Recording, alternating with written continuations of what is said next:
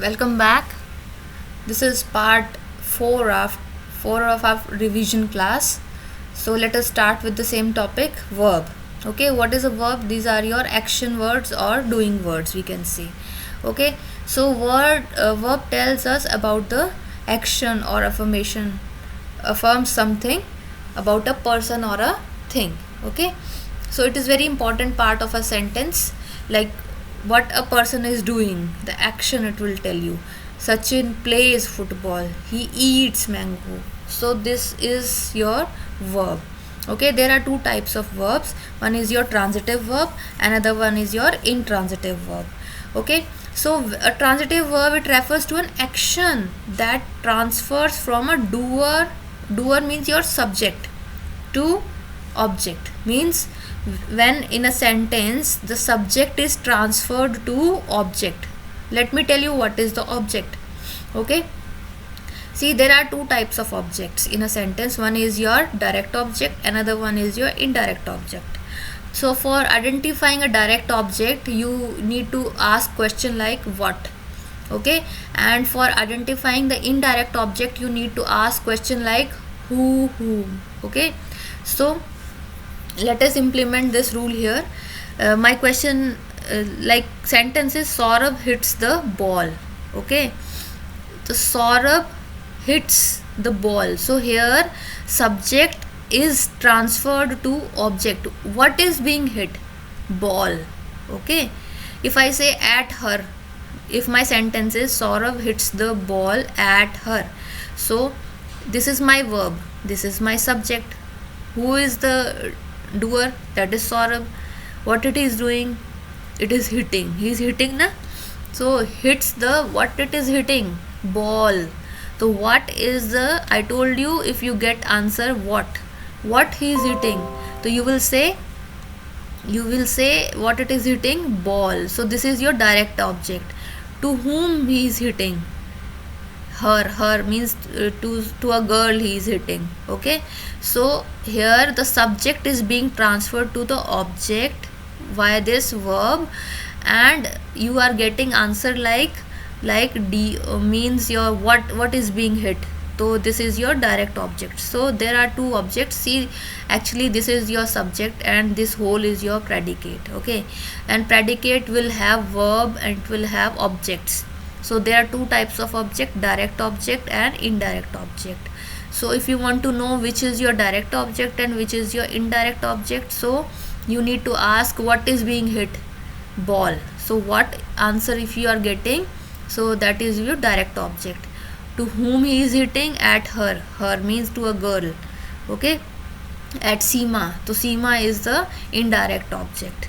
Okay, so subject, verb, direct object, indirect object, and transitive verb says if the action that is transferred from subject to the object, you are being transferred from subject to object by means of this verb. So these types of verbs are known as transitive verbs. And what are intransitive verbs? That don't require any object. The boy laughs loudly, there is no object. Okay, so the lion killed. Okay, so there is no object here. So if object is being used, then it is a transitive verb. If no object is being used, then it is intransitive verb. Now what is adverb? Adverb that describes or modifies the verb, an adjective, or any other adverb. Okay, like you run quickly. Run is a verb, and tell something more about that verb, how he is running quickly. So this is your adverb. Okay, so we can have different types of adverbs like adverb of time, adverb of frequency, adverb of place, adverb of manner, adverb of degree, and adverb of reason. Okay, so how to identify there is a adverb of time? If you get answer from the question like when. Okay, when, so before that news, yesterday, so it is telling about time. So where in sentences you find these type of questions are being answered, so you can say these types of words are known as adverbs. Okay, adverb of frequency, how often they are happening? Seldom. Okay, again and again. Okay, always. So these types of words are known as adverbs of frequency. Okay, adverbs of place, where, question, if you are asked question like where to go there. Okay, so there, in, backward, up, these are your adverbs of places. Adverb of manner, how, this question you need to put how. Okay, Sachin reads, how he reads, cleverly, well, loudly, hard. So these types of words are known as adverbs of manner. Okay, adverb of degree, okay, how much, it's, he's too clever. Okay, you are quite right. Okay, so these types of words are known as adverb of degree. So wherever you are giving reason, like words hence, therefore, so these types of words are known as adverbs of reason. Okay, next is your prepositions. So what is a preposition? Preposition shows the relation of nouns, pronouns and phrases with other words in a sentence. Okay, so like in, into, they are showing the relationship. Okay, so these types of words are known as prepositions. So there are some basic rules for using the preposition. Like preposition may have two or more objects in sentence. You are using over to represent hill and plain. Okay, so over we are using, means a preposition may have two or more objects, hill bhi hai or plain bhi hai. Okay, so over. The preposition is often used before its object. Generally we use preposition before the object, like hill and plain, these are two objects, and before them we are using the preposition. Sometimes we are using the prepositions after the objects, like book is object here and for we are using later. Okay, I do not have the book that you asked for, so for is written at the last. Actually for is a preposition, of, for, they are prepositions but they are being used at the end of the sentences. Okay, next is your preposition for, from, in and or. Sometimes we omit them before nouns of place or time, like wait for a second, we are not saying wait for a second, we say wait a second. Okay, I cannot walk for a mile, for a mile we are not writing, we walk a mile. Sometimes they are omitted, so you must take care of it. Next is your conjunction. Conjunction is actually is a word that is joining different parts of the sentences, like and, but, for. We are using these types of word to combine different parts of the sentences. So there are two types of conjunction. One is coordinating conjunction. Actually we use coordinating conjunction when we need to join two independent clauses of equal rank. Okay, nor, neither, these are the words which are supportable in coordinating conjunction, like Mukesh sings and Nikhil swims. So Nikhil, they both are comparable, and that time whatever conjunction we are using will be known as coordinating conjunction. Okay, next is your subordinating conjunction. When this type of conjunction actually joins two statement or clauses in which one statement or the clause is dependent on other. Okay, first part has been dependent upon others. I returned home after he had gone. Okay, so when I returned, after he has gone. Okay, so when he had gone, then only I am returning. Okay, so when these types of conjunctions are used, okay, on the basis of time we can classify them on the basis of reason, purpose, result, consequences, condition and concessions. So the different words you must remember what are different words being used for the subordinating conjunction. Okay, they will allow you to combine two sentences but on the basis of the time, reason, purpose, results, condition and concession. So you must go through these examples and must read these words carefully.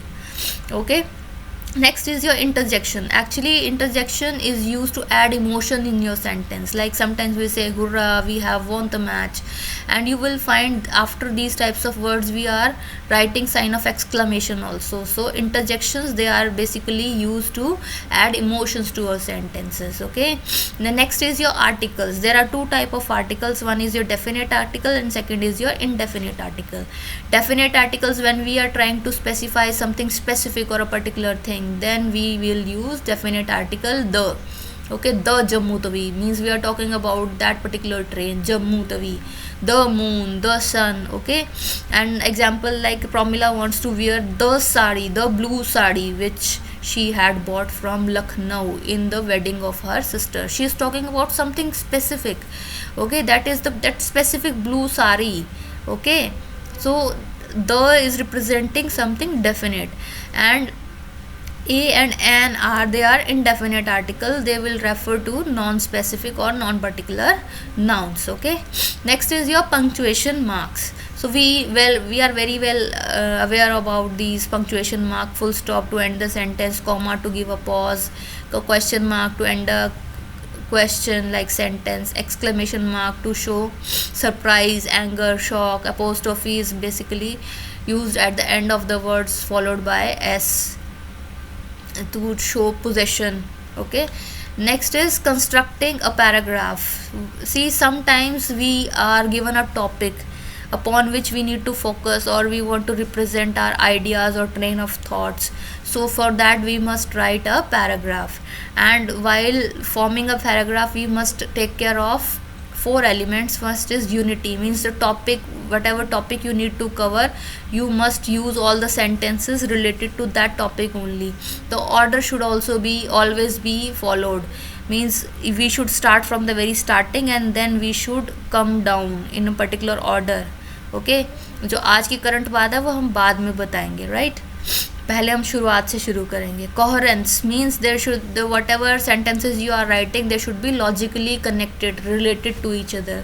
Completeness means it should form a complete idea what you are trying to say. Means your discussion, your paragraph writing should not be left without the important coverage of the points.